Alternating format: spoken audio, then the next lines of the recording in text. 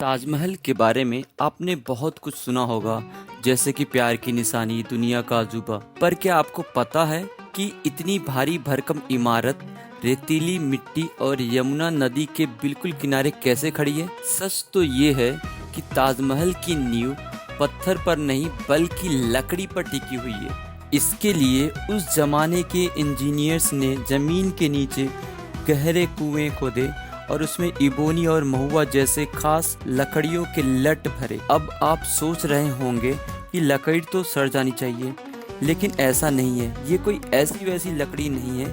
इन्हें जिंदा रहने के लिए नमी चाहिए होती है और वो नमी मिलती है यमुना नदी से। ये लकड़ी ऐसी होती है जो पानी मिलने पर ज़्यादा मजबूत हो जाती है।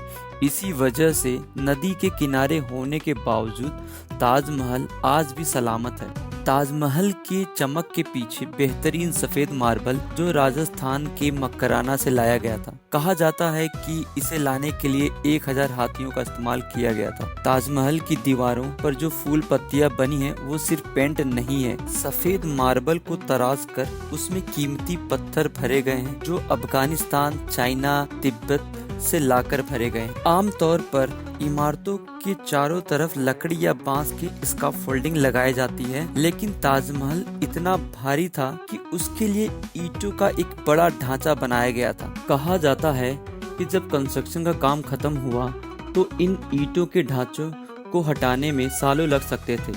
शाहजहां ने एक ऐलान किया कि जो भी इन ईंटों को उठाएगा वो उसका हो जाएगा, और लोगों ने रातों रात वो पूरा ढांचा साफ कर दिया।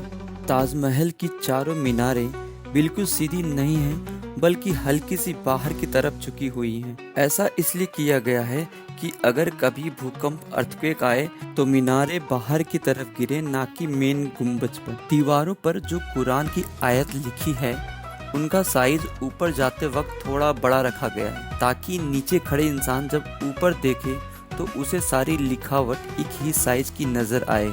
बगीचे को हरा भरा रखने और फव्वारों को चलाने के लिए नदी से पानी निकालने का एक कॉम्प्लेक्स सिस्टम बनाया गया था, जिसमें पुराने जमाने के रेहत वाटर व्हील से पानी खींचकर बड़े टैंक में जमा किया जाता था। दूसरा प्रेशर मैनेजमेंट था, जिसमें हर फव्वारे के नीचे एक अलग अलग टैंक होता था, ताकि सारे फव्वारे एक साथ और एक ही प्रेशर से पानी फेंकें। ताजमहल एक इमारत नहीं बल्कि मिट्टी में दबी एक सच्ची मोहब्बत की गवाही है। हर पत्थर पर लिखी कुरान की आयत और दरो दीवार की बनावट सिर्फ एक ही हकीकत बयां करती है कि ये शाहजहां का अपने